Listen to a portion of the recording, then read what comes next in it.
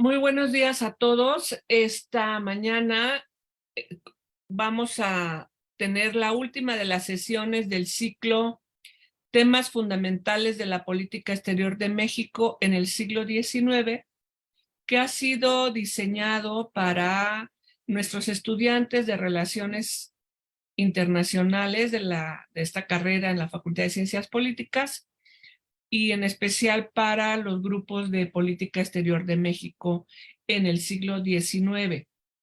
Esta mañana tenemos al doctor Germán de la Reza, quien nos va a hablar de México y el ciclo confederal latinoamericano en el siglo XIX, 1824-1865. Nos acompañan en la mesa la maestra Irene Sea, la doctora Marlene Alcántara y la maestra Isabel Salazar. Le doy la palabra a la doctora Alcántara para que nos presente una semblanza curricular de nuestro expositor de esta mañana. Buenos días, muchas gracias, Rosa Isabel. El doctor Germana de la Reza es doctor en Economía por la Universidad de París y en Filosofía por la Universidad de Toulouse en los temas de integración latinoamericana e integración en condiciones de disparidad económica. Fue investigador de la Universidad de Estocolmo y el Instituto de Investigaciones Económicas de la UNAM. En la actualidad es profesor investigador de la UAM, Unidad Azcapotzalco, y entre el 2005 y el 2006 ocupó la cátedra Simón Bolívar de la Universidad de París y en el 2010 la cátedra de Estudios Mexicanos de la Universidad Jean Jaurès. Es autor de una treintena de libros publicados en 10 países, entre los que destacan La Invención de la Paz, disponible en 5 idiomas, Documentos sobre el Congreso de Panamá, la compilación documental más importante en el tema, y Nuestro Cónsul en Lima, 1824-1828, reconstrucción histórica, a partir de la correspondencia secreta y desconocida del primer cónsul estadounidense en el Perú durante el gobierno de Simón Bolívar, clave para la comprensión del fracaso del primer ensayo de integración latinoamericana. La obra del doctor de la Reza está incluida en más de 50 programas de estudio de 38 universidades de América y de Europa. Demos la más cordial bienvenida esta mañana al doctor Germán de la Reza para su exposición. Muchas gracias. Muchas gracias, Marlene, por la presentación del doctor. Estamos muy contentos, doctor, porque nos acompaña esta mañana, sabiendo pues que es una de las voces y de las plumas que más han trabajado esta cuestión de la integración latinoamericana, pues desde los orígenes de los recientemente independizados países latinoamericanos. Temas que la maestra Sea trabaja porque ella imparte también la materia de América Latina, ha impartido América Latina durante largos años, así que también ella es muy apasionada de estos temas y pues bienvenido. Tiene usted la palabra para su exposición. Muchas gracias. Buenos días. Gracias por la invitación a hablar sobre un tema que en efecto he trabajado durante muchos años, pero que aún llena mi espíritu de energías y creo que la doctora Sea estará de acuerdo, también de esperanza. Permítame una dedicatoria, algo infrecuente en las conferencias, pero al igual que en los libros viejos, se quiere un homenaje, un testimonio de afecto y mi mayor agradecimiento a la doctora Consuelo Dávila, entrañable amiga, quizá la mejor profesora y colaboradora que he encontrado en mi vida.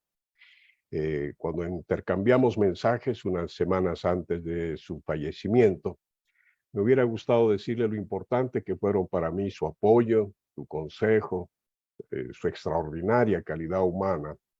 Me complace hacerlo ante la comunidad que ella amó y a la que dedicó su inagotable y maravillosa inteligencia. Voy a iniciar nuestro tema con una fecha, 7 de diciembre de 1824, 2 días antes de la cruzada final por la independencia de la América Hispana, la batalla de Ayacucho, realizada en las alturas andinas del Perú. Siguiendo las instrucciones de Simón Bolívar, el encargado de Asuntos Exteriores de la República del Perú, por ese entonces Bolívar presidía el gobierno peruano, despachó la invitación a los nuevos gobiernos del continente a participar en el Congreso Anfictiónico de Panamá con el fin de enfrentar unidos los desafíos de la independencia.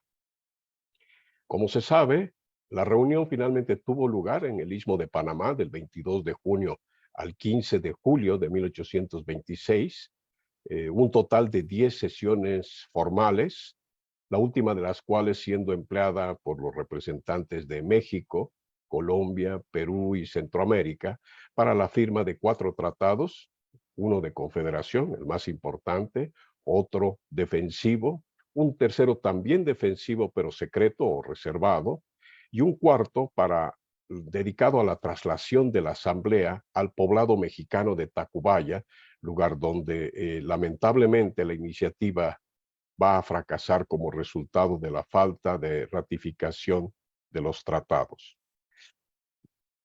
Para este primer ensayo de integración, Bolívar había diseñado un régimen especial, la llamada Confederación Anfictiónica, un esquema que se inspiraba en las ligas o en las anfictionías de la antigua Grecia y en un debate pacifista francés cuyo contenido se conoció en América gracias a un resumen de Rousseau y quizá gracias al proyecto paneuropeo del abate Saint-Pierre, su autor más conocido, aunque no me ha sido dado descubrir en la época a la que hacemos referencia algún ejemplar de su libro en América. La versión bolivariana del régimen, por su parte, se conoce por la mencionada invitación al Congreso, por los tratados de unión, liga y confederación perpetua, muy importantes, suscritos entre 1822 y 1825 por la Gran Colombia, separadamente con México, Perú, Chile y Centroamérica, y por la correspondencia diplomática de la época, en partes todavía inédita. En los minutos que siguen, pretendo explorar los significados del Congreso Anfictiónico y su influencia sobre las relaciones intralatinoamericanas, en particular los intentos de integración del siglo XIX, es decir, el Congreso Americano de Lima de 1847 al 48, el Tratado Continental de Santiago de 1856 y el Segundo Congreso Americano de Lima de 1865. Durante mi presentación, sugiero que preparen algunas preguntas y comentarios para que a su tiempo podamos profundizar en este tema, o mejor dicho, en el vasto conjunto de temas que involucra. Tengo algunos que podrían operar como incentivos, pero sería magnífico permear los intereses intelectuales de ustedes, sus propias interrogantes. Permítanme compartir el inicio.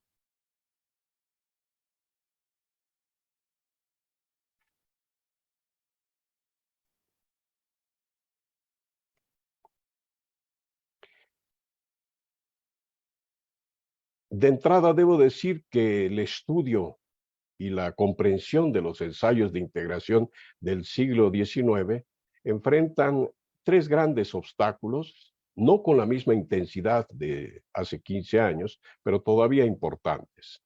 Primero, entre los historiadores domina todavía la impresión de que las primeras décadas de independencia se caracterizaron por la inestabilidad de las jóvenes repúblicas, un poco a la manera de países nuevos que iban madurando como naciones en medio de numerosos reveses. Historiadores que ven por lo general un continente afectado por prácticas económicas equivocadas, afectaciones inducidas por las potencias dominantes, guerras civiles, golpes de Estado, invasiones, conquistas. El segundo obstáculo, las relaciones externas de cada república se conciben como un proceso de diferenciación intrahispanoamericana e integración, esta vez individual, pero con Europa y Estados Unidos. Hasta cierto punto, este enfoque es consecuencia del esfuerzo decimonónico, encomiable en muchos casos, de crear historias nacionales allí donde todavía no existían naciones y que acentuaron las diferencias entre las antiguas provincias en desmedro de los lazos regionales comunes. El tercer obstáculo radica en que muy pocos historiadores analizan la integración en el siglo XIX y casi todos se limitan al Congreso de Panamá, sugiriendo con ello que la búsqueda de integración latinoamericana desaparece con la muerte de su promotor, de Bolívar, en diciembre de 1830, o que los siguientes ensayos unionistas son simples epígonos y les dedican algunas páginas descriptivas. Sin embargo, permítame sacar de una vez. Sin embargo, una relectura de las fuentes primarias, numerosas e inconsultas a menudo, el estudio de las actas de las sesiones, la correspondencia morosa sin duda, pero muy importantes, la correspondencia diplomática y gubernamental, permite esbozar una realidad más compleja que matiza, aclara e incluso invalida algunos supuestos de los historiadores sobre las relaciones interamericanas en el siglo XIX, sobre ese conjunto de lazos que, mal que bien, empezaban a embonar en un naciente sistema interamericano. Para desbrozar esos obstáculos, voy a apelar a dos hipótesis.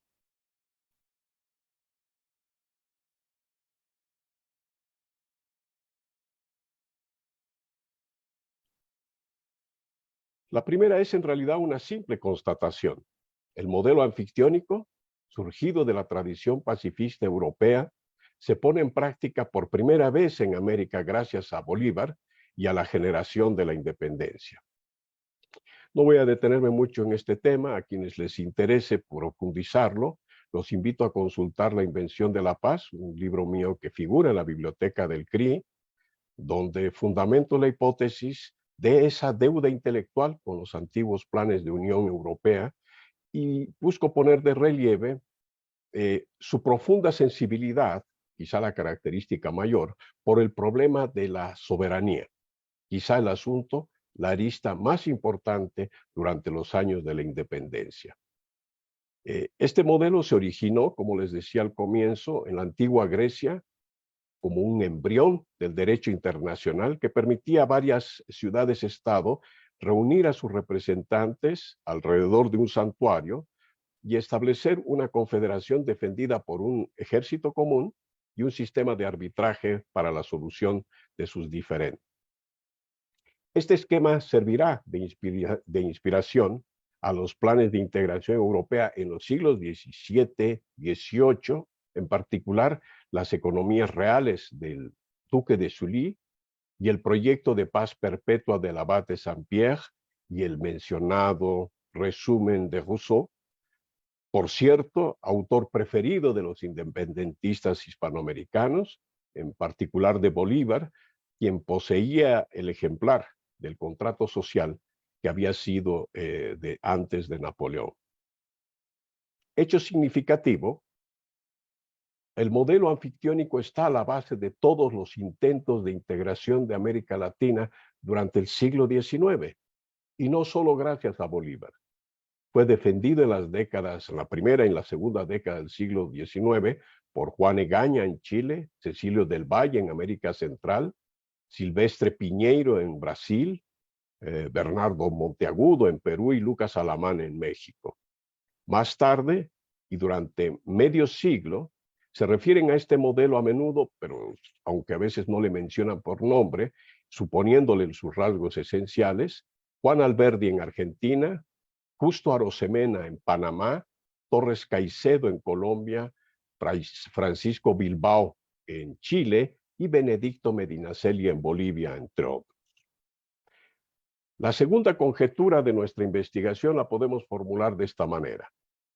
Es posible distinguir un ciclo integracionista latinoamericano entre la batalla de Ayacucho y 1865, medio siglo durante el cual las cancillerías hispanoamericanas insistieron en asociarse bajo un esquema coherente y una consciente búsqueda de acumulación de experiencia.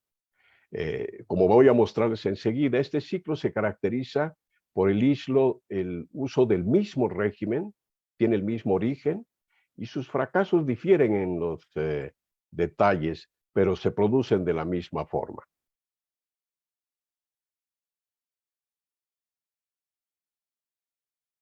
El cuadro que tienen delante muestra las características de los 4 congresos de unidad hispanoamericana del siglo XIX, antecedidos por los tratados bilaterales de 1822 a 25.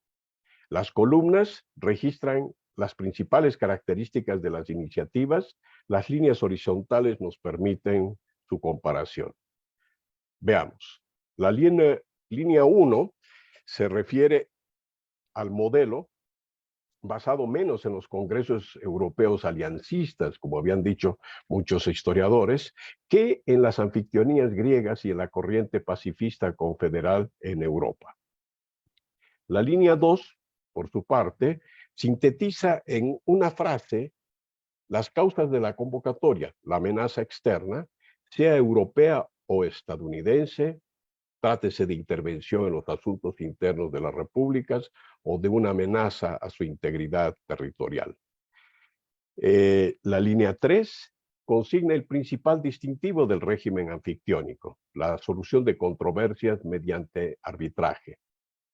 Aquí deben tener en cuenta que hasta entonces, nos falta un siglo para la creación de la Sociedad de Naciones. Hasta entonces, repito, la pacificación internacional se lograba mediante tratados impuestos por el vencedor al vencido y que duraban mientras este último se recuperaba. Buscando superar ese unilateralismo, la Confederación Bolivariana establecía el arbitraje como una suerte de derecho internacional a nivel hispanoamericano, objetivo presente en los tratados bilaterales, en la convocatoria del 7 de diciembre del 24 y en las negociaciones cuatripartitas del 26. Veamos ahora la línea 4. Clasifica los ingresos, clasifica aquí las iniciativas de unión según su identidad. Hispanoamericana, en todos los casos, aunque más tarde buscará ser latinoamericana, apelando a un insistente, aunque siempre fallido, acercamiento al Brasil. Durante el Congreso de 1826, los ministros plenipotenciarios polemizaron sobre el papel de los países neutrales, véase Estados Unidos, Brasil y Gran Bretaña, pero nadie dudaba de que el objetivo principal de la reunión fuera la fusión de los ya mencionados tratados bilaterales firmados de 1822 a 1825 por la Gran Colombia con México, Centroamérica, Perú y Chile. Aunque la Cancillería de Colombia, luego las de México y Centroamérica, invitaron a los 3 países, a Estados Unidos, Gran Bretaña y Brasil, el proyecto buscaba más o menos recrear la unión de los hispanoamericanos, ciertamente bajo condiciones distintas a las virreinales, pero no crear una amalgama de países con distintos orígenes. Veamos la línea 5. Aquí tengamos en cuenta que la mayoría de los participantes, sobre todo a partir del Congreso Americano de Lima, fueron sudamericanos. Esto refleja la doble dinámica de cohesión y desintegración de los antiguos virreinatos. En Norteamérica, México consigue mantener las fronteras de la Nueva España hasta la separación centroamericana, que va interviniendo del 22 al 23. En la siguiente década interviene la separación de Texas, pero es inducida desde el exterior, y en la subsiguiente, la guerra con Estados Unidos le conduce a la amputación de la mitad de su territorio y a la implosión del país en las relaciones interamericanas. Como resultado, a pesar de haber sido sede del primer ensayo de integración cuando el Congreso Bolivariano se muda a Tacubaya, y a pesar de haber preparado el Congreso Americano de Lima, el de 1847 a 48, México estará ausente en los siguientes ensayos integracionistas. En Sudamérica, por el contrario, tenemos una historia diferente. Durante el siglo anterior a la independencia, el inmenso Perú, que coincidía básicamente con toda la Sudamérica no portuguesa, se dividió en 3 virreinatos de manera sucesiva. Uno de ellos mantuvo su capital en Lima, otro en Bogotá, el tercero en Buenos Aires. Esta situación, lo que ella implicaba para la cohesión interna de cada virreinato, más la prolongada guerra de independencia, condujeron a la creación de muchas repúblicas y a una temprana aparición de tensiones, rivalidades, incluso conflictos armados entre las antiguas provincias hispanas. No creo que sea casualidad que aquí se hayan dado las guerras más crueles entre latinoamericanos, la guerra de la Triple Alianza y la guerra del Pacífico, pero ambas hacia finales del siglo y poniendo punto final a la búsqueda de integración de inspiración bolivariana.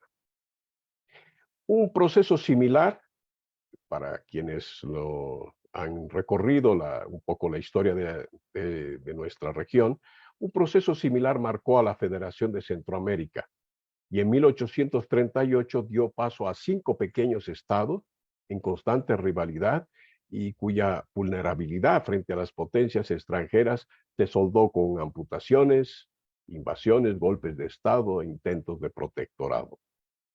Por último, tenemos la línea 6.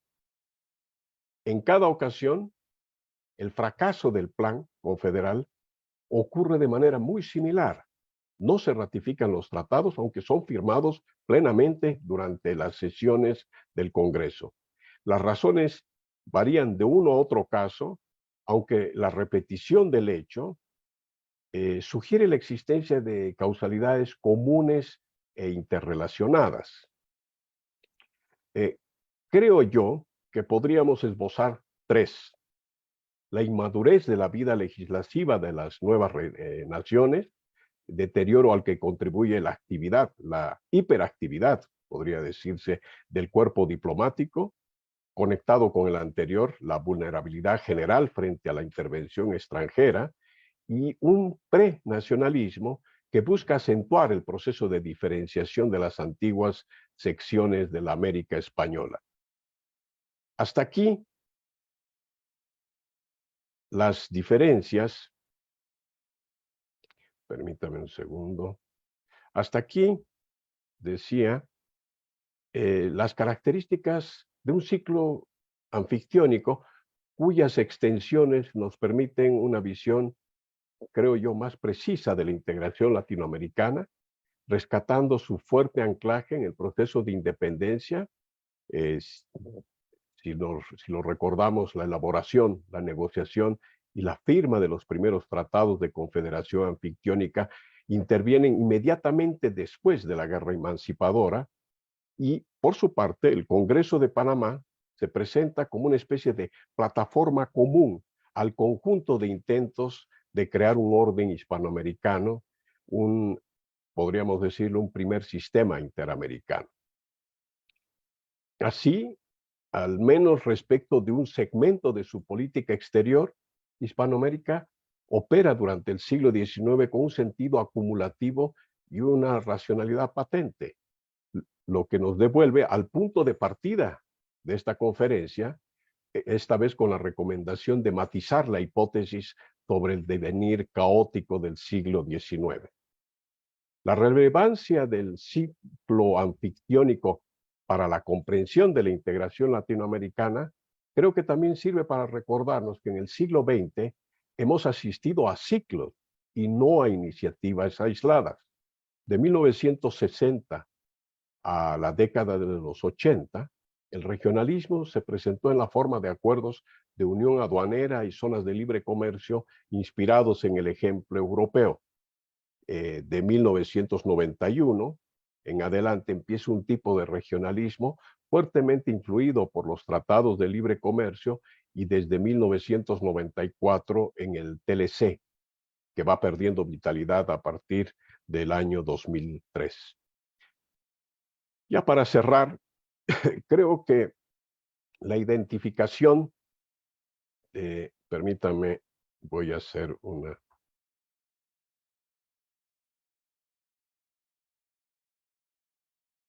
creo que, permítame un segundito. La identificación del ciclo anfictiónico tiene también otras implicaciones. Quiero esbozar aquí algunas solamente para tenerlas en cuenta en un intercambio de ideas.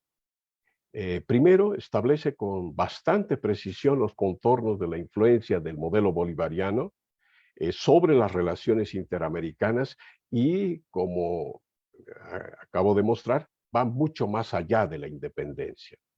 La segunda, y la más esperanzadora, salvo por los períodos funestos de nuestra historia, la búsqueda de integración latinoamericana asemeja a una constante cuya falta de éxito no parece disminuir, sino que cada generación decide activarla de una manera distinta.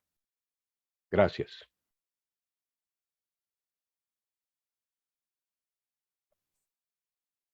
Muchas gracias, doctor. Bueno, pues aquí están planteadas las ideas que nos ha compartido para la sesión de esta mañana. Creo que, bueno, permítame decirle que su auditorio ha leído su trabajo recomendado sobre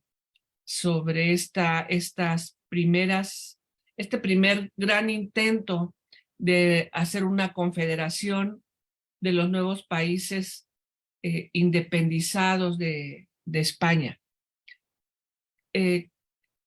Creo que esto nos puede dar pie, sin duda, a plantearnos pues una serie de preguntas y reflexiones que explican, según mi parecer, el momento actual de la integración latinoamericana. Como usted acaba de señalar, ¿no? Estos condicionantes que impidieron en este momento el éxito de este primer intento en el 26-28 se siguen presentes, aunque transfigurados, ¿verdad? Bueno, voy a darle la palabra a mis colegas para que nos hagan los comentarios a su presentación. Iniciaríamos con la maestra C. Irene, por favor. Muchas gracias. Quisiera hacerle un comentario. En años pasados, tanto la maestra Gaitán como yo, tuvimos el honor de llevar a varias generaciones de alumnos a Panamá. Y claro, uno de los principales objetivos de nuestra visita es estar en donde se inició este gran sueño, el sueño bolivariano, ¿no? Inclusive tenemos la mesa, fotos donde está la mesa donde se reunieron los representantes mexicanos. Entonces eso fue muy emotivo para nosotros, ¿no? Y éramos lo que queríamos, ¿no? Porque había la posibilidad de que vamos a hacer un viaje a Estados Unidos y dijimos, no, ¿por qué no América Latina? Y vamos a empezar con el centro. O sea, aquel centro que era Panamá, en donde Simón Bolívar decidió hacer su congreso, ¿no? Bueno, me pareció excelente su exposición. Y aquí le quisiera preguntar, hay un esfuerzo de México, en este sentido lo mencionó usted brevemente, que es el Pacto de Familia de Lucas Alama, ¿sí? Pero este ya tiene una característica, porque a la vez que en 24 está el Congreso de Panamá, en 23 está la doctrina Monroe, ¿no? Y que aquí pone, o sea, son dos modelos de integración, ¿no?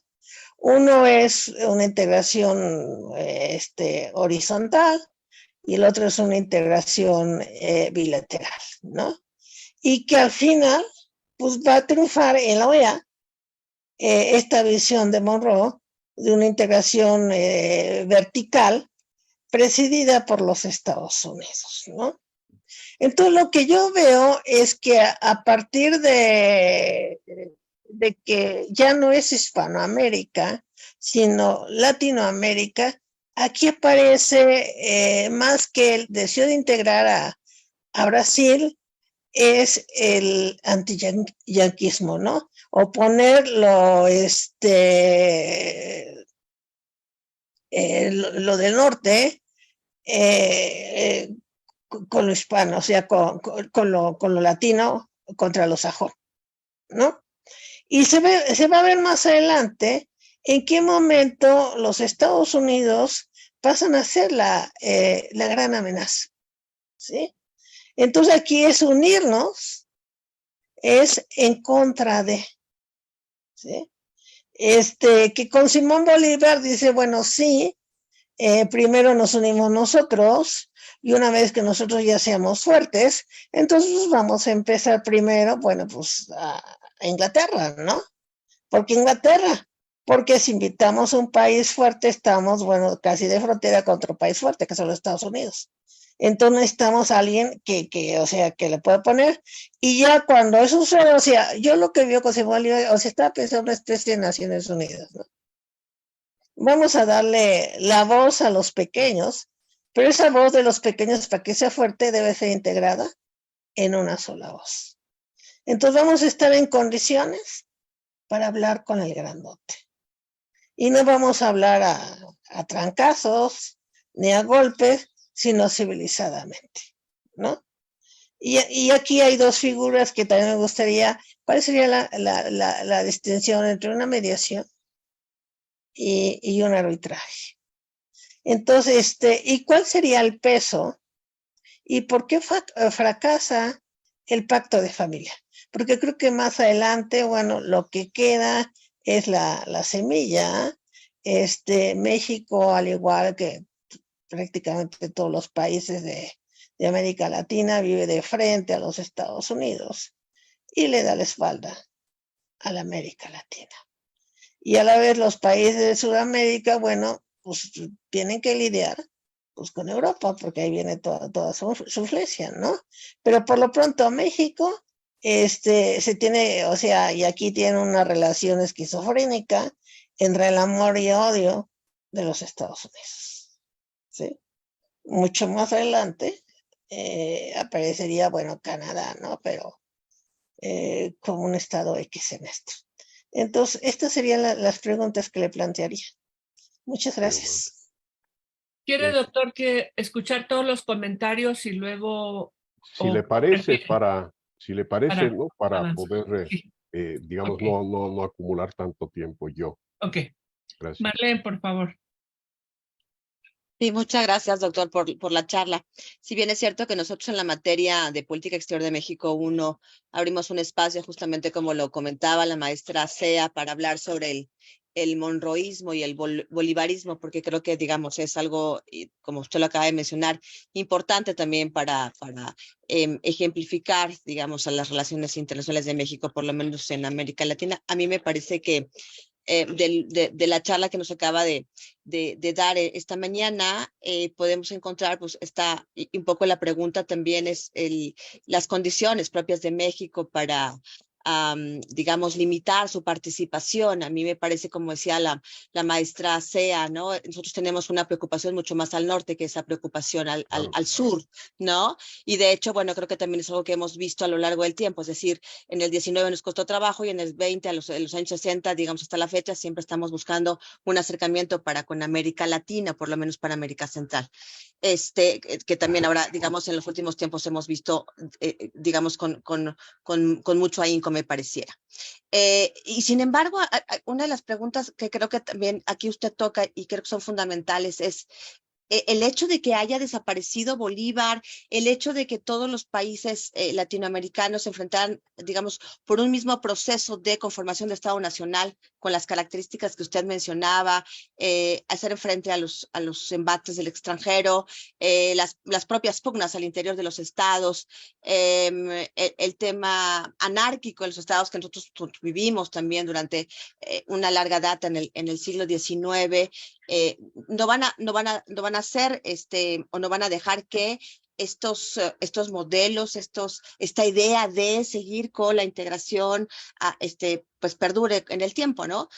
Valdría yo creo que la pena también recordar los años 90 y la llegada de Hugo Chávez, ¿no? Y volver a retomar estos elementos de Bolívar, las ideas del siglo XIX, y mi pregunta iría en torno a ¿y qué ha pasado? Porque intentos creo que hemos visto, pero ¿qué es lo que nos hace falta o qué es lo que nos hacemos falta? Y creo que nosotros, bueno, ya ahora miramos hacia el norte, como aquí se mencionaba, pero ellos siguen mirando mucho a estos procesos, ¿no? Y creo que también va muy relacionado con el tipo de gobiernos que tengan. A lo mejor vimos esta izquierda particular latinoamericana en los 90, hoy estamos viendo una derecha, interesante lo que acaba de pasar en Chile, con la llegada de la extrema derecha para la configuración de la nueva constitución, ¿no? Entonces, se mueven, o sea, los países latinoamericanos tienen un movimiento político muy interesante y sin embargo, bueno, pues ahí está detrás, en algunos momentos más enfrente, en otros momentos más atrás, esta idea de una integración, copiando tal vez, como usted lo mencionaba, en los 60 el modelo europeo, que ya, digamos, todos, ¿no? Creo que en diferentes partes del sistema internacional tratan de copiar al modelo de integración europea, a pesar de las deficiencias o los tropiezos que han tenido en los últimos tiempos, pero en América Latina no hemos llegado a consolidar, ¿no? ¿Y cuántos intentos más tendríamos que tener para poder consolidar? Usted, ¿cuáles son las causas que usted considera o pudiera vislumbrar que hace falta para, ¿no? Poder llevar a cabo esta integración? Y luego, en esa integración, ¿dónde queda México? Un México que mira hacia el norte hoy y que, bueno, creo que también desde el siglo XIX, pues miraba al norte, pues es nuestro vecino y teníamos el tema con Texas y la pérdida del territorio que usted mencionaba. O sea, nosotros tenemos una configuración, digamos, particular, ¿no? Un tanto cuanto más difícil me pareciera que el resto de los países latinoamericanos, que en muchos momentos hemos visto que han hecho, digamos, ¿no? Pues piña y se han presentado como bloque un poco más que lo que ha hecho México. Muchas gracias, doctor. Gracias, Marlene. Damos lugar al comentario de la maestra Salazar para darle la palabra al doctor. Adelante, Isabel, por favor. Gracias. Gracias. Buenos días a la mesa. Buenos días a los que nos escuchan. Y muchas gracias al doctor de la Reza porque me pareció una exposición magnífica en términos históricos. Hizo una línea muy interesante de lo que significa hoy día y significó esta construcción de la idea bolivariana de una unidad en América Latina. Y lo primero que a mí me lleva a la reflexión es el texto de Merle, cuando habla de la sociología de las relaciones internacionales. Y él menciona que una de las características que tiene la capacidad y fuerza de un Estado es la edad. Y qué difícil es ser de una edad pequeña, de la independencia para acá. Si nosotros hacemos un recuento, pues es muy poco, ¿no? Es como habernos independizado hace 3 horas, ¿no? Y esta construcción del Estado-nación es complicado y Europa nos lleva ventaja. Estados Unidos, pues, lo que hizo fue, me parece, se traslada a esta idea inmediata de la construcción del Estado-nación en el que hoy vivimos y de México hacia la Patagonia, pues nos ha costado trabajo debido, me parece, en gran medida en esta construcción a la edad, ¿no? Entonces, en ese sentido, a mí me gustaría, a mí lo que me gustó de la exposición es que nos dio elementos en los cuales podemos aterrizar este proceso histórico y darle un análisis a partir de elementos de hipótesis que usted planteó. Y me llama mucho la atención que nos decía que había 3 cosas interesantes que no dieron o no cuajaron en esta idea bolivariana, ¿no? Y una de ellas es la poca experiencia legislativa que obviamente está dada por esta intromisión o participación de los estados, el nacimiento de estos nuevos estados, ¿no? Que estaban construyéndose a sí mismos y bueno, ahí hay una experiencia limitada. También nos decía que bueno, también por lo mismo fuimos objeto de estas intervenciones extranjeras, ¿no? Yo creo que eso es lo que no hay que olvidar, que en esta construcción nacional, la existencia de estos países por los intereses que vienen a representar esta liberación, pues nos vimos objetos a estas intervenciones agresivas por territorio, por materias primas, ¿no? Y bueno, consecuencias de esas, pues ahí está México, que como bien usted lo dice, pues no me parece mejor expresión que fuimos objeto de una amputación territorial, ¿no? Y a mí me gustaría, doctor, que nos pudiera hablar un poco del desarrollo del prenacionalismo, ¿no? Yo creo que esa es una parte que a mí me llama mucho la atención, ¿no? Es decir, cuando hablamos de política exterior, siempre hablamos de la política interna y la política externa y cómo estas se van relacionando, ¿no? A lo largo de la historia y se van construyendo a sí mismas, en donde una a veces impera más que la otra, viceversa, o bueno, a veces están totalmente desorientados o desarticuladas. Pero este prenacionalismo, que uno pareciera cuando nos enseñan historia que está ya dado, ¿no? ¿Cómo afecta y cómo no afecta en esta idea de la integración latinoamericana o hispanoamericana, ¿no? ¿Cómo se está dando? ¿No? De repente hablamos que América Latina, pues tenemos que unirnos pues porque hablamos el mismo idioma, tenemos relativamente las mismas costumbres y parece que no es así. Y cómo este nacionalismo que está ahí se articula o se gesta de diferente forma en la Gran Colombia, en México, luego en Centroamérica, y que yo creo que eso es un punto en donde desde esa perspectiva, creo que ahí es en donde nos encontramos que es lo que lo hace difícil, ¿no? Esa integración. O sea, porque está desarticulada esta idea nacional, hispanoparlante, ¿no? Y mi segunda pregunta tiene que ver con los personajes, que ya creo que en su momento la propia maestra Irene Sea y la doctora Alcántara lo mencionaron, ¿no? Cuando hablamos de Simón Bolívar, y usted lo mencionó, en algún momento esta idea de unidad se acaba cuando se acaba el personaje. Y entonces regresamos a los vaivenes de los intereses de no solamente un personaje o de un grupo que está en el poder, dependiendo de cada país, ¿no? Y ya puede ser de izquierda, ya puede ser de derecha, ya puede ser empresarial, ya puede ser una democracia, una oligarquía, y entonces esto desarticula completamente la idea de la unidad. Más allá incluso de la propia presencia estadounidense que acertadamente comentaron las dos profesoras anteriores a mí, que pues viene siendo pues una gotita más a la desarticulación existente, ¿no? Entre los propios países latinoamericanos. Y ahí dejo mi primer comentario y de veras muchas gracias al doctor por esta participación donde dejó una línea muy clara de cómo se manejan estas relaciones entre los países y la posibilidad de una unión. Muchas gracias, maestra Salazar. Pues tiene la palabra, doctor.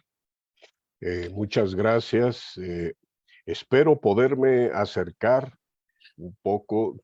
Las preguntas que han enunciado ustedes son muchas de ellas las que orientan mi propia reflexión, mi propia investigación. Voy a intentar acercarme a una respuesta, intentando más que establecer conclusiones, quizá incentivos, ¿no? Para seguir más adelante. Me agrada mucho poder empezar con el tema de la controversia, la composición, la tensión entre la doctrina Monroe, el pacto de familia, la doctrina Monroe y digamos, la concepción bolivariana, mencionada por prácticamente todos ustedes. vayamos por partes.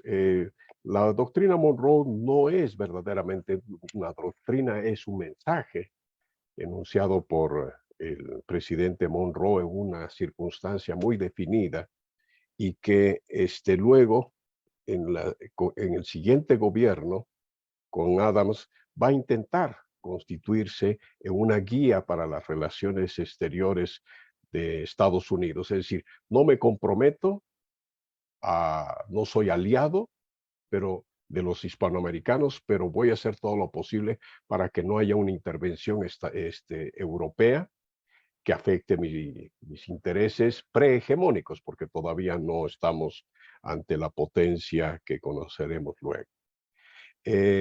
Pero andando el tiempo, y si uno revisa sobre todo los intentos de entender, de crear una historia, pero durante el propio siglo XIX, los autores de vertiente estadounidense intentan rescatar la experiencia del Congreso de Panamá como una especie de expresión del monroísmo, del panamericanismo. La doctrina Monroe diluida en la idea de un panamericanismo, la unión de toda la América, por así decir, ¿no? Pero hay equivocaciones muy importantes, de las que ha sido víctima, quizá por su propia responsabilidad, Santander. Santander buscó la participación de Estados Unidos, luego la de Gran Bretaña, porque había necesidad de equilibrarlos, también la del Brasil, pero lo hizo sabiendo que iba a haber sesiones especiales de los confederados, a quienes nos referimos, y por eso es que he mencionado en un par de ocasiones los famosos tratados bilaterales firmados por Colombia con México, con Perú, con Centroamérica y con Chile, porque esos van a ser el cimiento, la plataforma del Congreso de Panamá. La idea inicial es de que estos tratados fusionen en uno solo, generen el tratado confederal, pero esté rodeado de países neutrales que van a apoyar la iniciativa. Esa es la idea al invitar a Estados Unidos por parte de Santander. Sin duda, no va a poder controlar digamos, la importancia de la presencia externa, aunque también es justo recordar de que Estados Unidos no va a tener ninguna presencia en Panamá. La va a tener en Tacubaya, a través de Joel Poinsett, el primer embajador de Estados Unidos en México. En todo caso, lo que quiero mencionar es de que el panamericanismo de inspiración monroísta no puede apelar al Congreso de Panamá como a una expresión aún temprana de sus objetivos. Bolívar se planteó un intento de reunificación de aquello que se había roto y se estaba atomizando, la América española.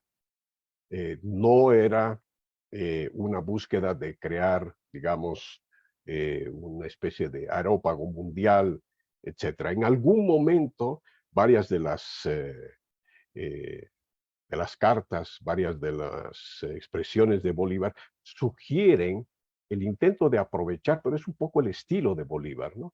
Él intenta aprovechar a cómo va avanzando un proceso y ver si puede tener X o Y implicaciones. En todo caso, va a quedar el objetivo estadounidense, pero habría que aquí señalar su temporalidad.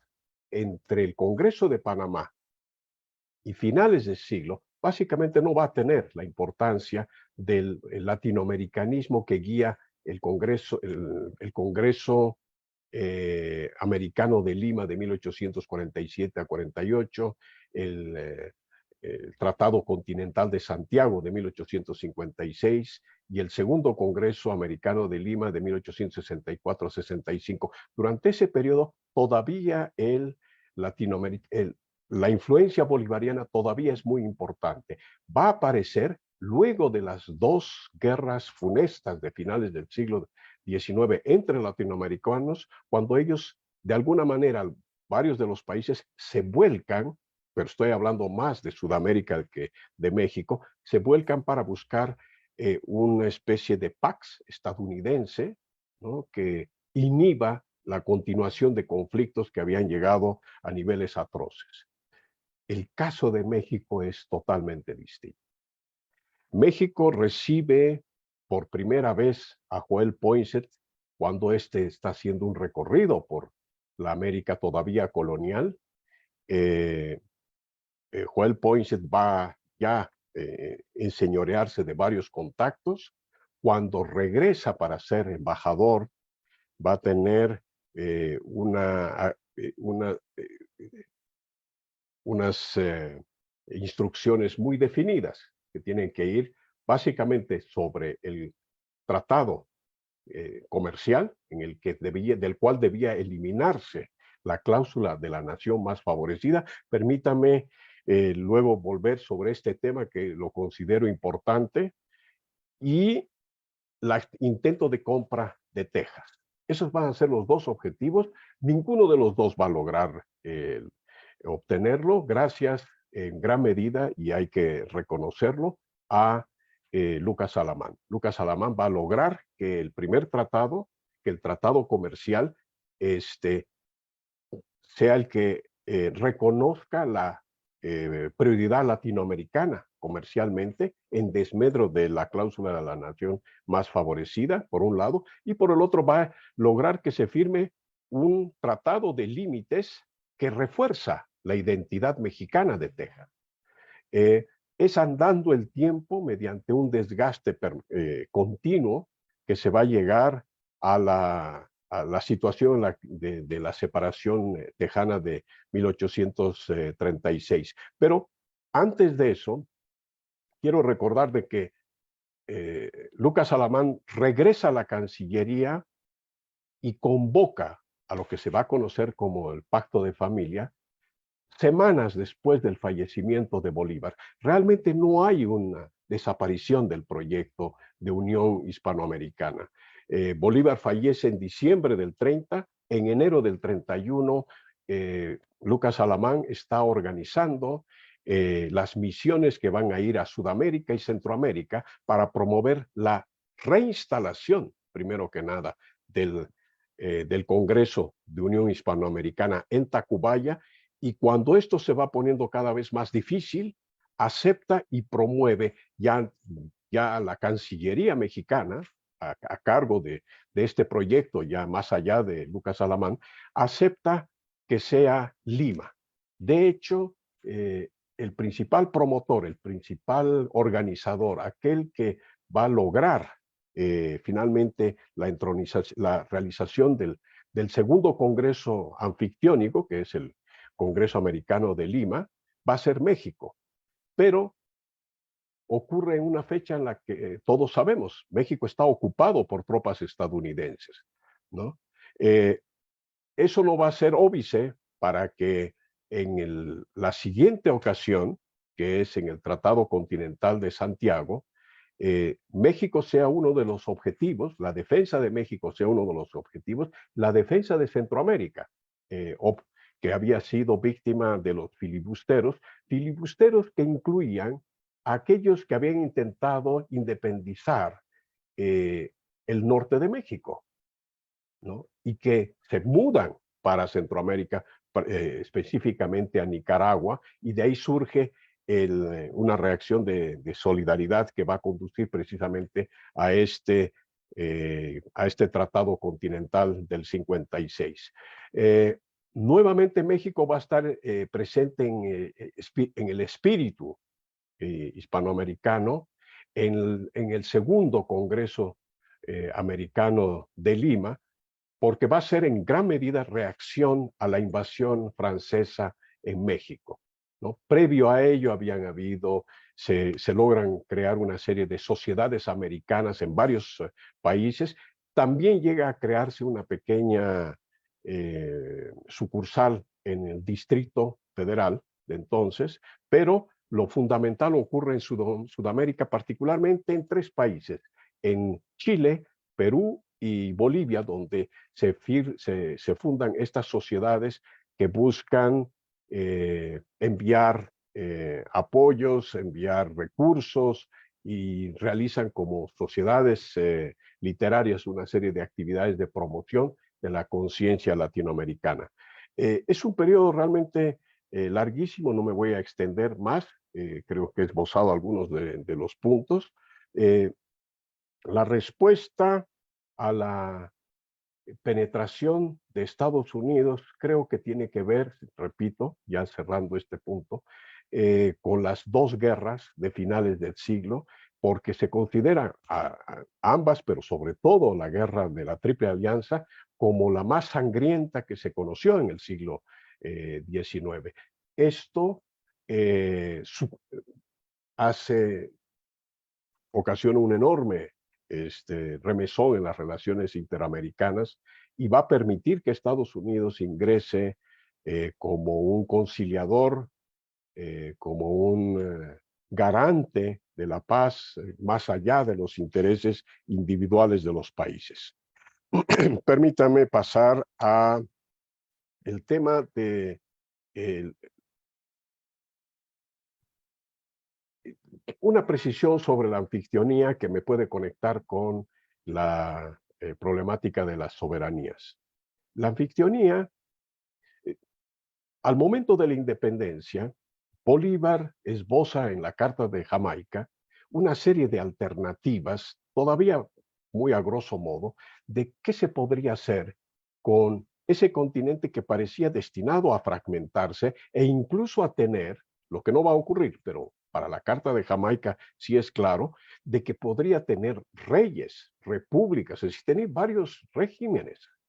Y es que la búsqueda de soberanía, de independencia, la sed de libertad es tal en cada una de estas unidades coloniales que suben el imperativo de respetar la soberanía de estas unidades como una alta prioridad. Y entonces no se puede hablar de federalismo como algunos integrantes de la generación de la independencia lo promueven, porque no habría habido suficiente capacidad de convocatoria para la cesión de soberanía que implicaba el que cada una de las repúblicas se convirtiera en un estado de una gran federación. Podía ocurrir a nivel de las unidades, como el caso de México, varios países se constituyeron en federaciones, pero al interior, no en la unión general. Tampoco podían ser siquiera las confederaciones de tipo helvética. Era necesario un lazo tenue que se ocupara básicamente de la defensa, un ejército común, y de tener una asamblea donde se dirimiesen los asuntos, se trataran los asuntos corrientes de la confederación, pero se pudieran dirimir sus diferendos. Y ahí me voy a la observación, al comentario que se hizo sobre la relación que existe o la oposición que existe entre mediación y arbitraje. El arbitraje, que es el elemento central de la anfictionía, lo que establece es como una especie de búsqueda de tener un juez general, de tener un juez compuesto de los miembros de la asamblea, que escuche a las partes en litigio y que establezca las vías de solución. Estas vías de solución deben ser acatadas por los miembros. Perdón. La mediación era una etapa anterior, menos obligatoria para las partes, respondía al deseo de los países de tener, en este caso, otro país mediador, que fuera aceptado por ambas partes, etc. Era algo que ya existía. El arbitraje, que intervendrá muchos años después, por la creación de la Haya, el arbitraje todavía va a estar en ciernes, aunque hubiera representado un salto adelante en lo que es el objetivo principal de Bolívar, y es crear condiciones de pacificación para la América española.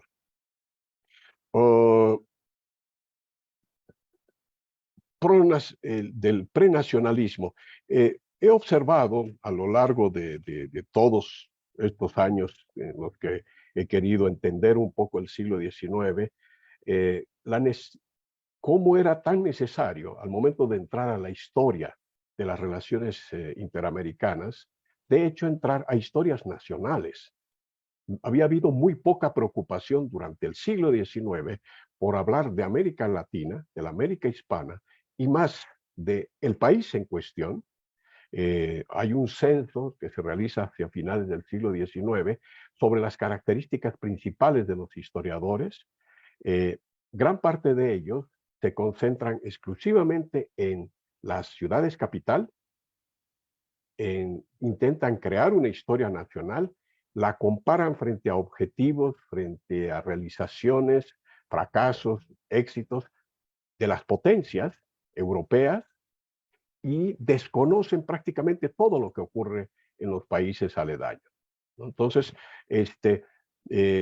lo que me ha ocurrido era tener que intentar congeniar, intentar que comunicaran distintas historias para poder entender algunas iniciativas que habían realizado en común durante el siglo XIX. El siglo XIX parece decidido a que cada una de las repúblicas se convierta en una nación, y para eso lo tiene que hacer en desmedro de sus relaciones con los otros países, porque obviamente de lo que tiene que diferenciarse es de los vecinos con los cuales comparte todo, ¿no es cierto? Ya terminando, permítame referirme a los personajes. Voy a compartir con ustedes un último slide.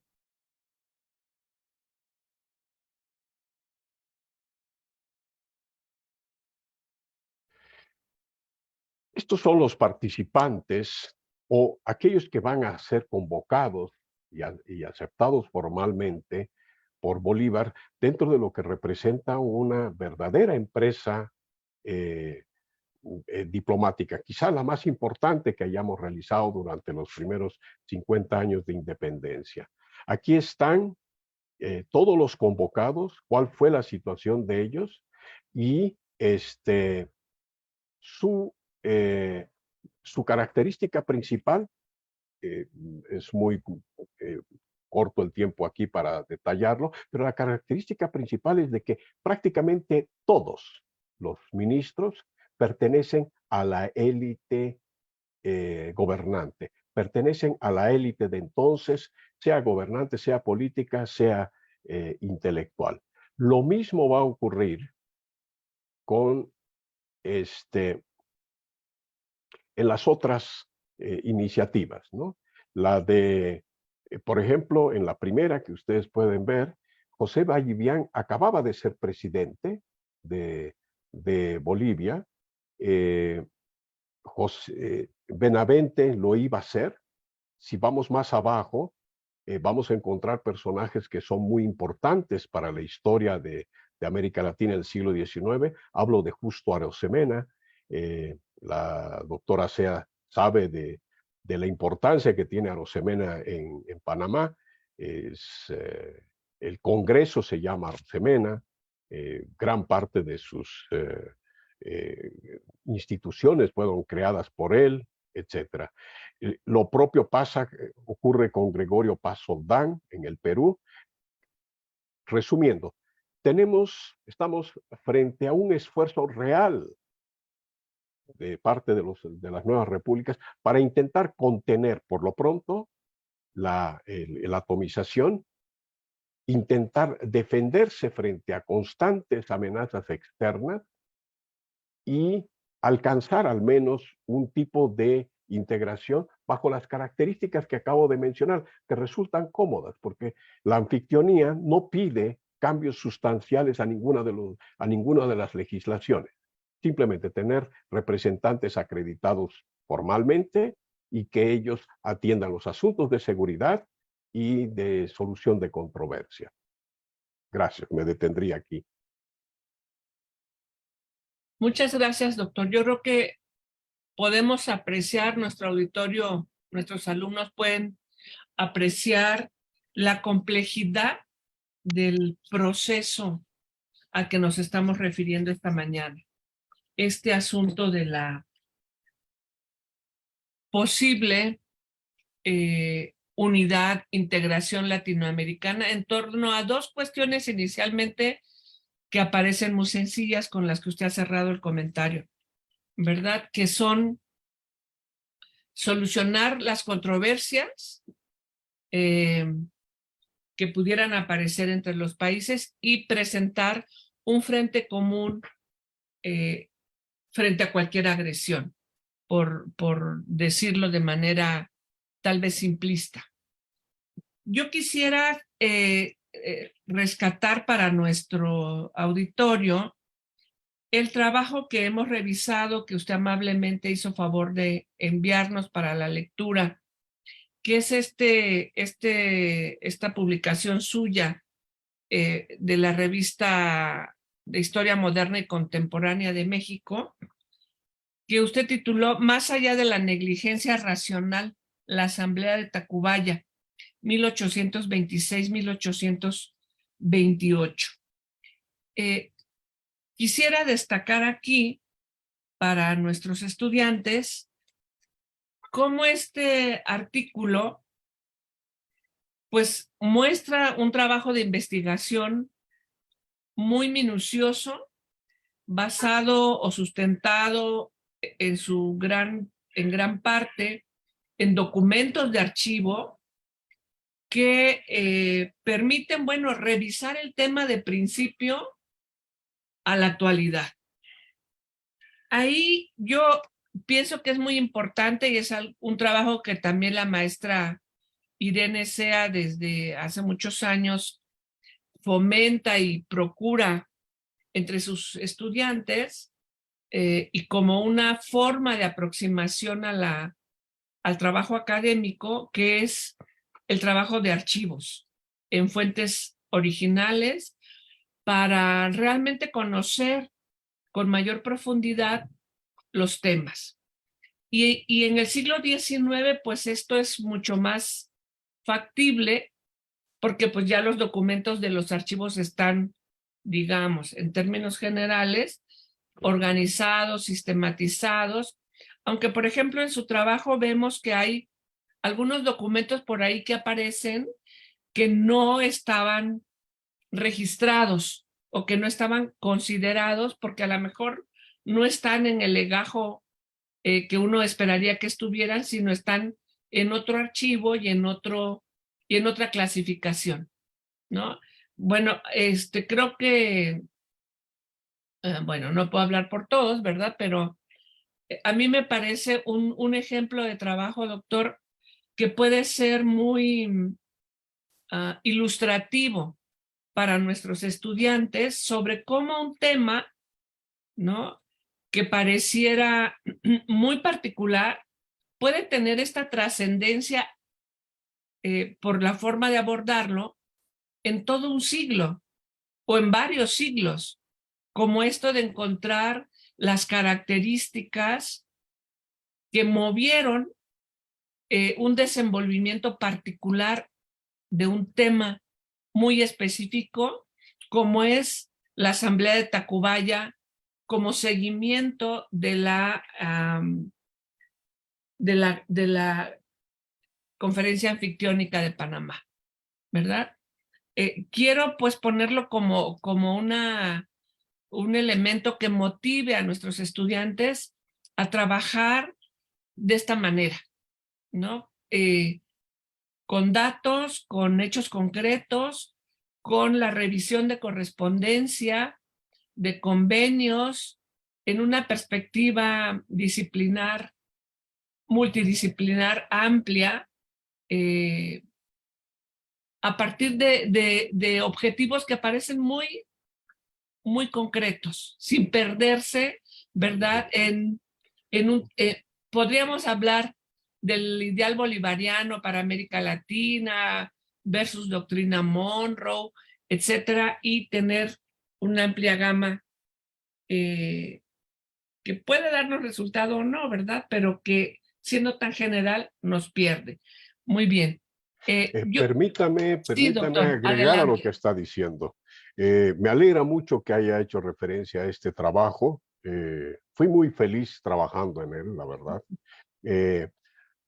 La historia del Congreso de Panamá, hasta que yo empecé a ocuparme de él, grosso modo se ocupaba de lo que había ocurrido en Panamá, pero no del traslado a Tacubaya. Vaya. Y las fuentes eran escasas. Algunas de ellas me costaron mucho porque hubo que buscar que, por ejemplo, hay una buena cantidad de documentos para los que se necesita un poco de paleografía, que figuran en el Kew Archive de Gran Bretaña y que los compré en ese entonces y me permitieron no solamente leer el informe de Dawkins, del emisario estadounidense, sino muchos documentos que él había llevado allá y que no estaban presentes en ningún lado. Pero quiero decir, en apoyo a lo que dice la doctora Gaitán, uno de los centros que conserva documentación más importantes del orbe es México. Hay muchísima información. Déjenme darles 2 ejemplos. Ustedes habrán ido al ex arzobispado que está en Tacubaya, habrán pasado por ahí, etcétera, es donde se encuentra la sede del Instituto Panamericano de Geografía e Historia, hay un museo de mapas, etcétera. Ese iba a ser el lugar donde se iban a realizar las negociaciones, pero eso no lo puede uno saber de la documentación existente, sino de una que encontré en el centro histórico, que es el archivo de la Ciudad de México, y que es muy poco consultado. Ahí está la instrucción del gobierno para que se trabaje en la habilitación de ese edificio para albergar al Congreso de Panamá. Luego, al frente, bueno, a cierta distancia se encuentra el Museo de la Bola. Aparentemente ahí es donde estuvo viviendo Pedro Gual, el embajador de Colombia en México durante el periodo de la Asamblea de Tacubaya. La información que existe al respecto puede rescatarse del propio archivo que existe en el Museo de la Bola, ¿no? Creo que, volviendo y ya concluyendo con lo que decía la doctora Gaitán, México ofrece condiciones para el estudio de fuentes inmejorables.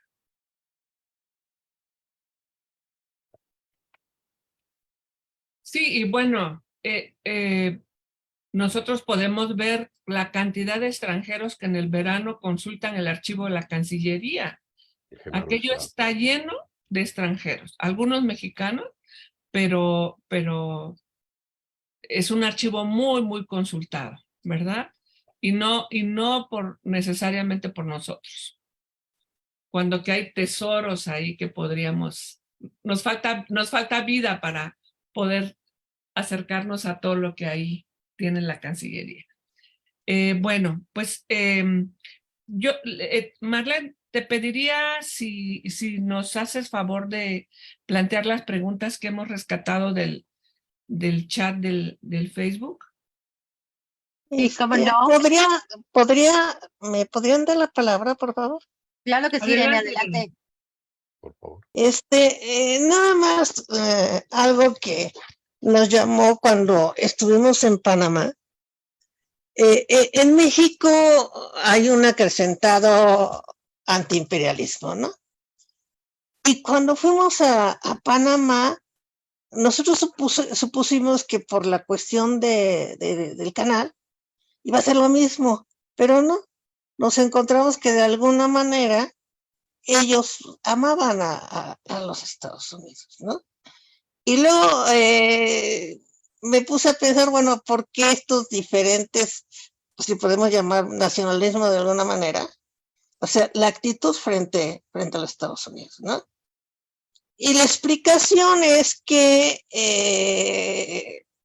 Estados Unidos, pues no sé si la descripción de Darcy Ribeiro vendría entre, bueno, él lo pone así como trasplantado, ¿no? Pero creo que es un pueblo nuevo, ¿no? Que prácticamente se inventa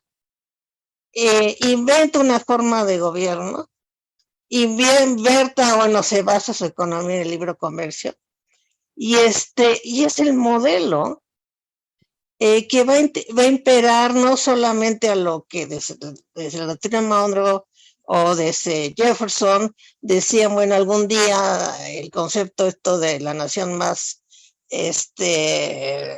más privilegiada o la elegida por Dios, sino que van a imponer este modelo al mundo, y el modelo que tienen y que ahorita está de moda, pues básicamente es un modelo que es una integración de tipo económico, ¿no? Y creo que Simón Bolívar iba mucho más allá, porque él decía, si estuvimos unidos bajo el yugo de la esclavitud con España, o sea, ¿por qué no podemos estar unidos en la libertad, ¿no?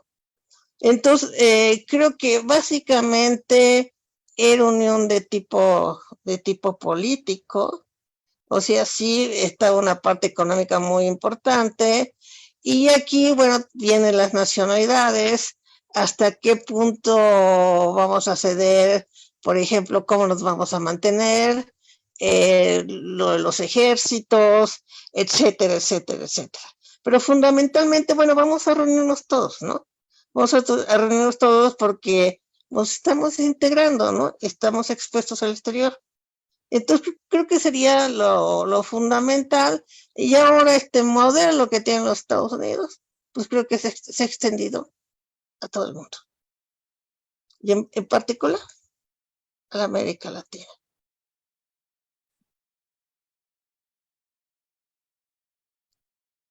Muchas gracias, Irene. Entonces, si les parece bien, pasamos a las preguntas de los estudiantes. Ok. A ver, doctor, por aquí nos agradecen su charla esta mañana y nos preguntan, Valeria Arteaga, ¿cómo se refleja la lucha de poder entre las diferentes fuerzas políticas de la época en las decisiones tomadas por la Asamblea de Tacubaya? ¿Quiere irlas contestando o son...? Creo que mejor juntas, ¿no? Ok, bueno. No repetirme. Ok, y hay otra pregunta de Alejandro Flores que dice, ¿cómo influyeron las diferencias regionales y nacionales en este proceso de integración latinoamericana antes del desarrollo del prenacionalismo en América Latina? Y hay una tercera en donde creo que tiene relación con esta última, en donde le preguntan si usted considera que existen elementos significativos de aquella época para encontrar hoy en día en el ámbito de la integración latinoamericana, ¿no? Y si es así fuera, ¿qué ejercicio deberíamos hacer como sociedades latinoamericanas para tener una transición hacia una integración más allá del aspecto económico? Claro que sí. Muchas gracias. Preguntas muy maduras. Los felicito. Permítame ir brevemente. ¿Cómo se refleja? O primero, empecemos por las diferencias que existían entre las distintas provincias, y que luego se convirtieron en países, y en peculiaridades de cada uno de ellos y lo que esto implicaba.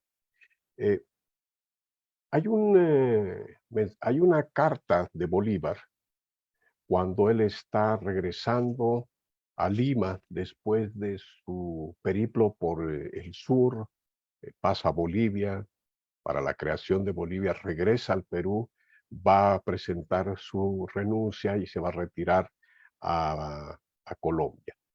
En ese momento él escribe con asombro de que tardan más en llegar las partes del ejército colombiano a Lima que las publicaciones inglesas.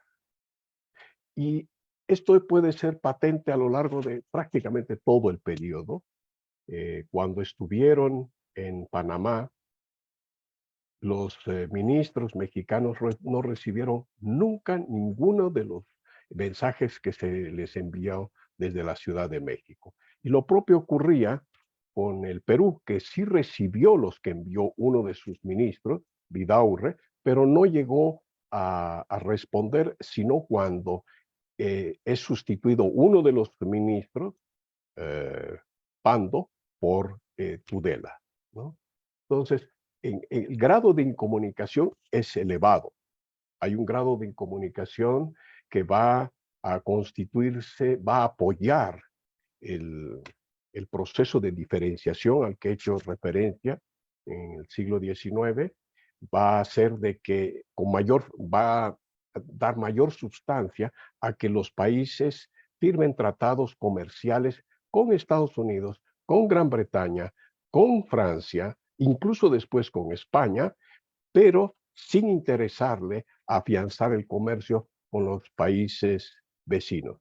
Hay una indiferencia sistémica en prácticamente todas las regiones del continente, que eso representa un obstáculo, sin duda, un obstáculo y un aliciente para todos los obstáculos que se ponían a la integración. Porque, y aquí con respecto a la otra pregunta, la aparición de la Confederación representaba entonces y representaría hoy, si América Latina se pudiera integrar, la aparición de una potencia. Y sería ingenuo esperar de nuestra parte que nadie se sienta aludido por eso, ¿no? Empezando por el Brasil y terminando en Estados Unidos. Entonces, creo que necesitamos tener un poco más de conciencia de la importancia de la integración y de la importancia de crear las bases de la integración. Y aquí me voy a la última pregunta, y sería, ¿qué podríamos hacer? No descartemos lo mucho que se hace. Y quizá la educación haya sido, sin necesariamente proponérselo, una especie de pionero en esto. En mis clases, en el doctorado, yo tengo estudiantes de varias naciones latinoamericanas. Estoy seguro que entre quienes me escuchan aquí hay de varias naciones. Voy a dar una charla el día de mañana en otra institución donde México juega el papel de coordinador de un diplomado de historia en el que están prácticamente representados todos los países del continente. Existe una comunidad latinoamericana, culturalmente hablando.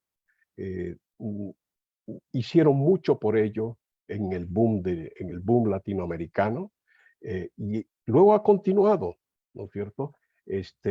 No sé si ustedes han visto las últimas publicaciones incluso las de escándalo, como los libros de Bailey o de Isabel Allende, o las obras que se publican aquí y se están leyendo en Chile, o obras que se publicaron en la Argentina y que me interesan a mí, las puedo conseguir con relativa facilidad. A pesar de las dificultades, podemos hacer eso. Es cierto, todavía tenemos, por ejemplo, en mi universidad, dificultad en encontrar los libros que se publican en una unidad, encontrarlos en la otra. Pero eso es típico del mundo académico. Está en la otra parte, ¿no? La vida académica, la vida cultural no académica, y que ha reforzado esta idea de comunidad. Cuando yo empecé a hacer mis primeros viajes a América Latina, en la época en la que trabajaba en Estocolmo, teníamos un papel bien definido en intentar articular comunidades en América Latina. Y recuerdo las enormes diferencias que encontraba en uno y otro lugar. Esas han desaparecido. Parecería que pertenecemos a una comunidad un poco más integrada. No sé si aquí estoy pecando de optimista, pero me gustaría pensar de que los años que llevamos viajando, conociéndonos, hablando el mismo idioma, leyendo el mismo idioma, en un solo día yo puedo estar leyendo 3, 4 periódicos latinoamericanos y nunca leería uno estadounidense, aunque manejo el idioma. Y lo propio puedo decir de muchos de mis amigos, quizá dependa eso mucho de los últimos avances, pero también de un deseo, de una dirección, ¿no?, en lo nuestro. Había una otra pregunta que llegó al final, como elementos que explican el fracaso, decía la vertiente analítica que representaron la relación entre los plenipotenciarios, la interlocución del Ejecutivo, las cámaras legislativas mexicanas. Están hablando del periodo cuando el Congreso de Panamá se muda a México y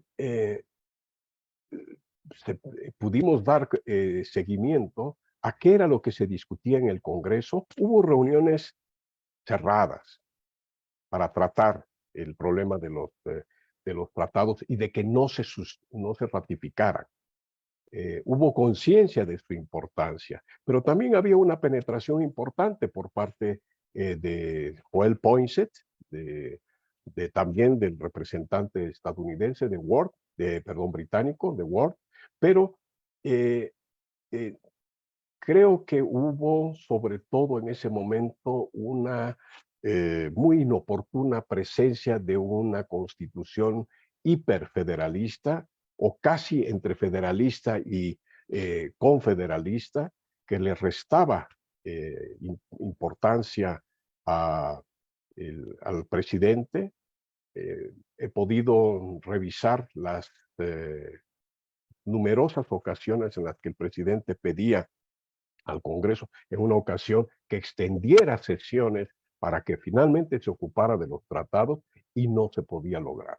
No tenía el ascendiente suficiente, estoy hablando en términos institucionales, ¿no? Y muy lamentable, pero tenía algo que ver ahí con esa constitución que, según Zoraida Vázquez, depende más, y estoy de acuerdo con ella, depende más de los rasgos de la Constitución de Cádiz que de la Constitución estadounidense, ¿no?, del modelo federal estadounidense. Me detendría aquí. Gracias. Quisiera un poco puntualizar sobre esta última pregunta, doctor. En su artículo, al que hacíamos referencia antes, usted plantea que había encontrado, ¿no?, sistematizando lo que había pasado en Tacubaya y que Sí. era muy similar a lo que había pasado también en Panamá, que había 3 elementos que podrían explicarnos el fracaso de ambos momentos en esta construcción de la integración latinoamericana. Uno, que era la relación entre plenipotenciarios, que usted ya comentó que hubo estos intentos de comunicación, de armonización, sí había una circulación, digamos, de información, de comentarios, de presupuestos y supuestos para la realización de las conversaciones que llevaran a buen puerto estas conferencias. Sí. Como una primer vertiente de análisis. La segunda, la interlocución que el Ejecutivo y el Congreso mexicano tienen, que también acaba usted de hacer referencia. Guadalupe Victoria instando al Congreso mexicano de que era importante revisar y darle finiquito, por lo menos camino, a la conferencia que no iniciaba, y aquí teníamos 14 meses a los ministros plenipotenciarios acreditados ante la misma. Y en el último punto, en la tercer vertiente analítica, usted señala el papel de los agentes diplomáticos de Estados Unidos. Creo que ahí, a reserva de lo que opinen mis colegas o los alumnos que han leído el material, creo que ahí podemos encontrar como unos patrones de conducta de esta intención de países, o por lo menos de algunos países latinoamericanos, por organizar esta instancia colectiva de integración en lo que se pueda de inicio para ir avanzando. Aquí yo deduzco de esto que he leído de su trabajo que estos elementos, esta visión la intención latinoamericana de la comunicación entre pares para construir la integración, los problemas al interior de cada país que van a ser muy significativos y clarísimos en este momento, de falta de acuerdo político, de poner en el primer lugar el tema internacional, porque se los come la urgencia de la organización interna, ¿no? A lo que usted también ya hizo referencia. Y por otro lado, la visión norteamericana de qué sí en qué podía estar de acuerdo y en qué no, y cómo maniobrar para lograr sus objetivos y no lo que no les interesaba. La pregunta aquí es si usted considera que esto se ha mantenido como rasgo definitorio del proceso en los últimos 2 siglos. Gracias por devolvernos a ese aspecto analítico, valga la redundancia, de intentar entender cuáles eran las causas del fracaso. Las causas del fracaso en Tacubaya, en efecto, muestran primero una relación problemática, por lo menos en el caso de los plenipotenciarios de Colombia y de México, pero que ya había tenido unos anticipos en Panamá, sobre todo entre Colombia y el Perú, los representantes del Perú. Se vuelven importantes porque el representante del Perú, luego de concluidas las sesiones en Panamá, decide no ir a México, sino se queda en el Perú, y en el Perú se va a asociar a los enemigos de Bolívar. Entonces, durante la estancia en Panamá, el papel que tiene realmente es significativo para el desenlace, que en este caso es el de un menor compromiso en los tratados defensivos.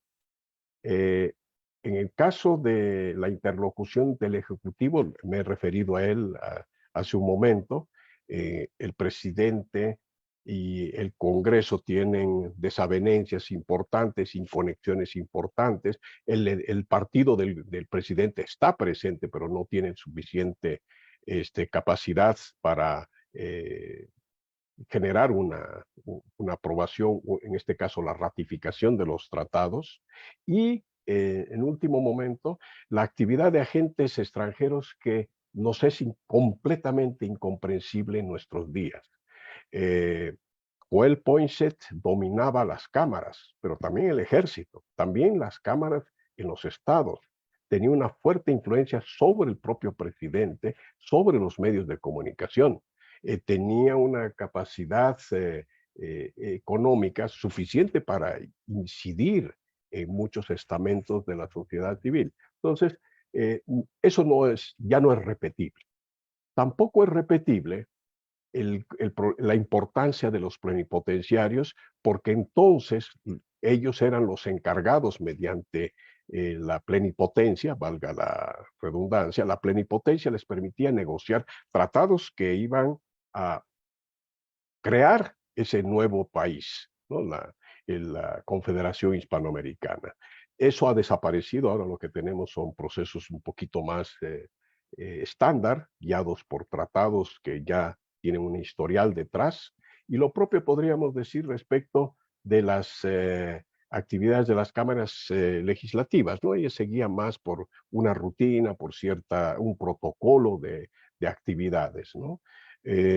Pero sin duda, para el momento que nos estamos refiriendo, para el tipo de integración que es el de una confederación anfictiónica que consiste en una asamblea que tiene representantes que son plenipotenciarios de los países, el procedimiento para su nombramiento debía ser por el Congreso de cada uno de los países, y luego ellos llegaban con instrucciones que las intentaban convertir en artículos de los tratados, y este tratado se devolvía al país para su ratificación. Al no ratificarse, todo el trabajo había dejado de existir, ¿no? Ya no tenía importancia. Para que el Congreso lograra su objetivo era necesaria la ratificación. Nuevamente, esto corresponde al ciclo confederal del siglo XIX. Hoy no lo tendríamos como dificultad o como obstáculo. Gracias.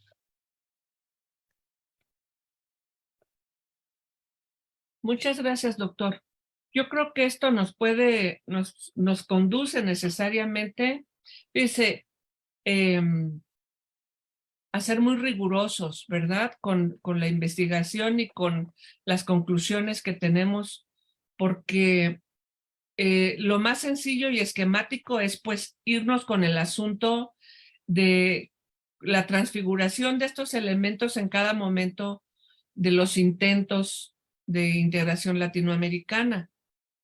Sin embargo, su respuesta me parece mucho más objetiva y precisa, lo cual le agradezco profundamente para no caer en algo en lo que caemos muchos investigadores, ¿no? La generalización y el trasladar conceptos e interpretaciones que son propios de un momento histórico, pero que tenemos que revisar cuidadosamente cuando hablamos de otro momento, ¿verdad? Claro que sí. Le agradezco mucho. Bueno, yo creo que si mis colegas están de acuerdo, vamos a pasar a un comentario breve final de cada una para cerrar con unas conclusiones suyas, doctor. Gracias. Irene, ¿quieres comentar algo? Bueno, pues yo le agradezco infinitamente sus palabras, y lo que me queda todavía es la vigencia. No sé si el proyecto de Bolívar, pero sí del sueño de Bolívar, ¿no? Y que es algo que no ha aparecido, ¿no? Es algo que nos impulsa. Podemos hablar ahora cualquier tipo de integraciones, como lo mencioné, pero esta idea de los pueblos unidos, ¿no? Porque tenemos, bueno, un pasado común, un interés común, actualmente una situación económica común. Y me llama la atención una frase que decía mi papá, Leopoldo Sea, ¿no? Que era que sí, que cada nación tiene su propia identidad, así como cada individuo tiene su propia identidad, y que nadie es igual al otro. Entonces, que precisamente Simón Bolívar, bueno, en palabras de mi papá, consistía cómo nos vamos a reunir. Entonces él decía, respetando las diferencias, ¿no? Muy bien dicho. Entonces, el respeto a las diferencias nos iguala a todos. Claro que sí. Muchas gracias. Marlene, ¿quieres comentar? Sí, yo también me sumo a los agradecimientos de esta mañana por haber estado con nosotros, doctor. Y un poco ahora esto último que se comentaba con respecto a lo que planteaba la doctora Gaitán, me parece que es cierto, ¿no? O sea, nos llevó a volver a mirar cómo estaba constituido los estados nacionales, es decir, la importancia de los congresos, ¿no? de los estados, estas dificultades a las que se enfrentaban, digo, dadas las características propias del siglo XIX, que creo que ya también se habían tocado aquí en otro momento con otra charla, y cómo tardaban en llegar la información, digamos, no es lo que ¿no? estamos viviendo hoy en día, pero esta llegada a la información, el no llegar, entonces no se avanzaba, eso también limitaba. Pero creo que en este último punto, con respecto a lo que decía la doctora Gaitán, pues sí, para todos aquellos que estamos en el proceso de investigaciones, mirar todos los aspectos, ¿no? Todos los elementos que no hay que dejar pasar para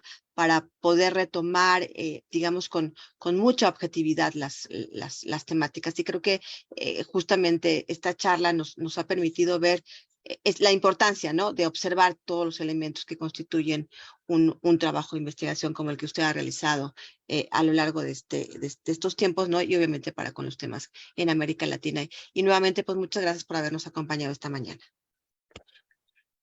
Gracias, Marlene. Maestra Isabel. Gracias, pero gracias también infinitas al doctor de la Reza. La verdad, me encantó la exposición porque fue una presentación llena de datos, eso yo puedo decirlo, llena de información. Y también algo que me parece que es importante destacar y rescatar es la importancia de recurrir a las fuentes originales, ¿no? A revisar información que está ahí, ¿no? En diversos espacios, como la Secretaría de Relaciones Exteriores, Condumex, es decir, hay muchas áreas donde los alumnos e incluso nosotros tenemos que acercarnos siempre a buscar la fuente original. Y yo creo que esta conferencia nos ha dado la iniciativa a querer aterrizar a esas fuentes originales. Y creo que también nos vamos, y así espero que todos tengamos esto presente, como bien lo decía la doctora Sea, en rescatar el espíritu bolivariano. Yo creo que eso sería algo muy importante, rescatar la idea de la grandeza de América Latina, ¿no? Que en su conjunto vivió una conquista, ¿no? Y que tenemos ese pasado histórico ahí todavía vivo en algunos debates nacionales incluso, ¿no? Y me llamó mucho la atención lo último que comentaba el doctor de la Reza en esta relación de los colectivos y las uniones de América Latina, ¿no?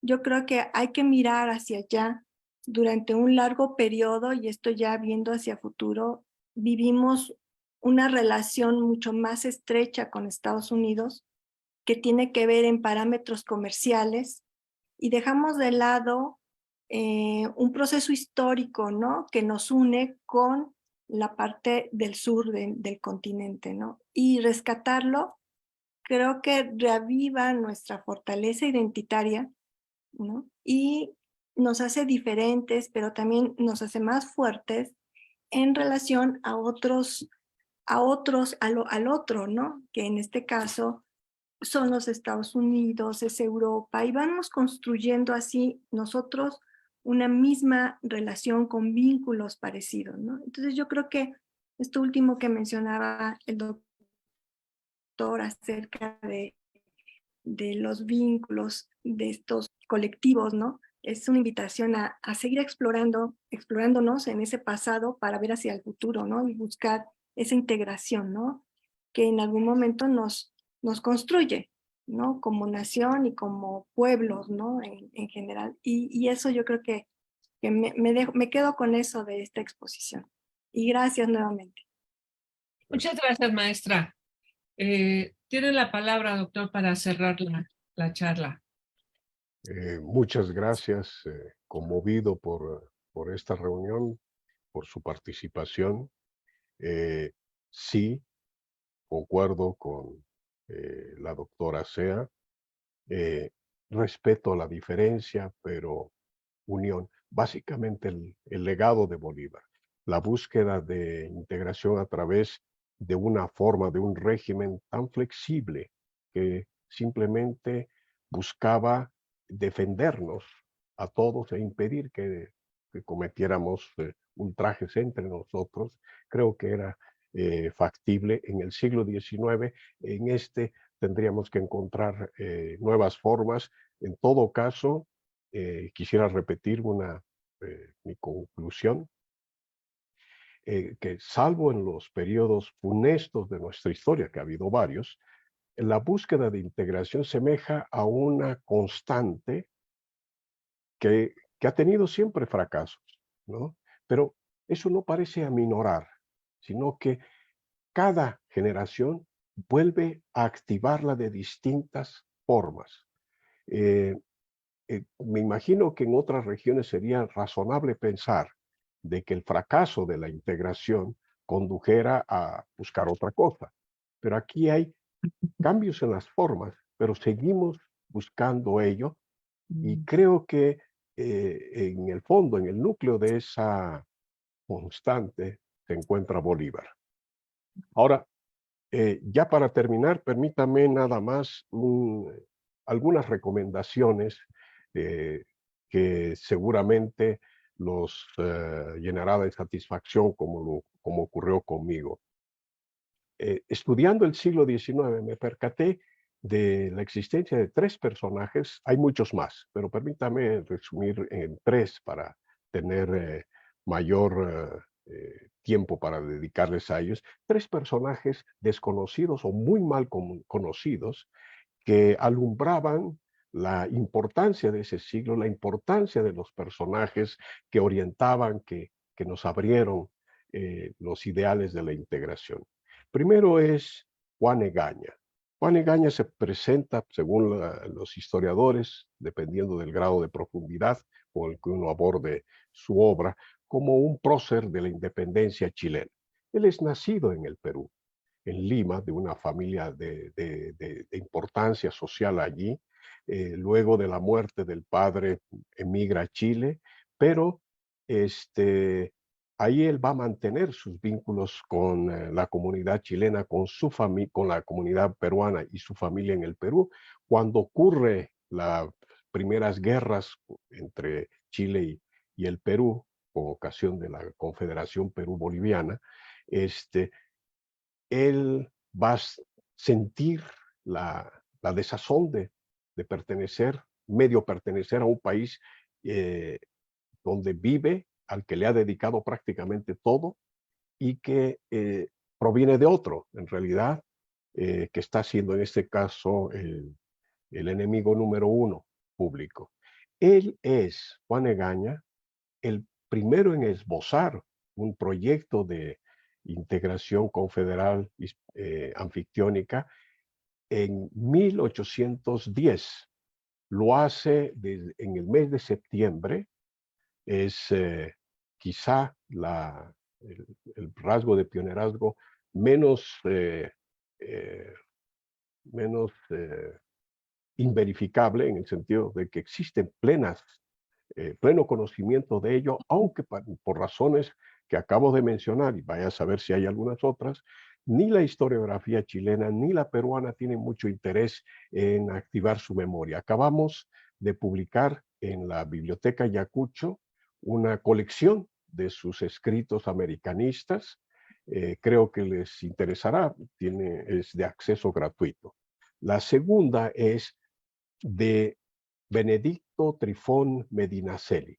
Detrás de este nombre, que me imagino ninguno de ustedes ha oído antes, se esconde un publicista potosino que intenta idear un proyecto de integración económica y política, que es, no sé si se mencionó al comienzo, realmente mi formación es en integración económica, pero estamos aquí ante un pionero de la teoría de la integración regional en el mundo, totalmente desconocido, no publicado en su país. Hay un libro importante, un diccionario de personajes del país que lo menciona a él, pero con otras obras, no con el proyecto de Unión Latinoamericana de 62, que es al que le he dedicado algunos trabajos. Ustedes los van a encontrar con facilidad en los medios de comunicación, en internet. Se publicó en un par de lugares. Y cosa interesante, no logré que ninguna de las editoriales bolivianas publicara ese libro, sino una mexicana.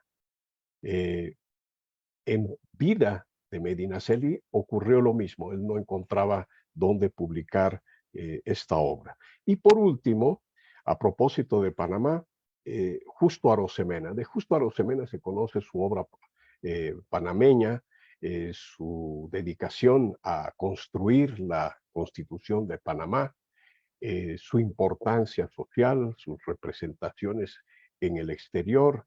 Es un gran constitucionalista, pero lo que no a menudo se menciona es que tiene uno de los libros, porque es verdaderamente libros, dedicados a la integración más importantes de nuestra historia. Es una idea de confederación latinoamericana. Esta también se publica en los años 60, 1864, si mal no recuerdo. Es una delicia leerlo. Espero que puedan consultarlo y acercarnos un poco a lo que ocurrió en el siglo XIX, pero entrando precisamente en lo que ellos decían. Me detengo aquí. Quiero agradecer a la doctora Sea, quiero agradecer al CRI, a la facultad, a la doctora Gaitán, a este presidio. Espero tener ocasión de volver a encontrarlos. Me siento muy satisfecho de haber estado aquí. Era algo que yo deseaba hacía mucho tiempo. Creo que eso lo intuyó estimadísima mi querida Consuelo Dávila, cuando me buscó hace unos meses para sugerirme participar en estas extraordinarias jornadas intelectuales. Gracias.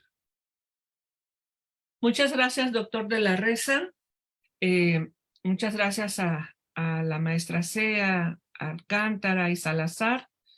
Y a nombre, pues, de la Facultad de Ciencias Políticas en su conjunto, de la División de Estudios Profesionales y del Centro de Relaciones Internacionales, pues estamos muy satisfechas por la realización de este ciclo y muy honradas con su presencia, doctor de la Reza.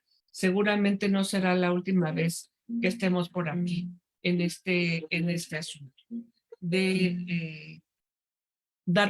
Y no me quedaría más que dar por concluido este ciclo que hemos realizado en este semestre, temas fundamentales de la política exterior de México en el siglo XIX. Pues muchísimas gracias por la sinergia a todas las colegas, por la participación de nuestros invitados y por el siempre presente apoyo de la Coordinación de Relaciones Internacionales y de nuestros estudiantes. Muchas gracias. Gracias.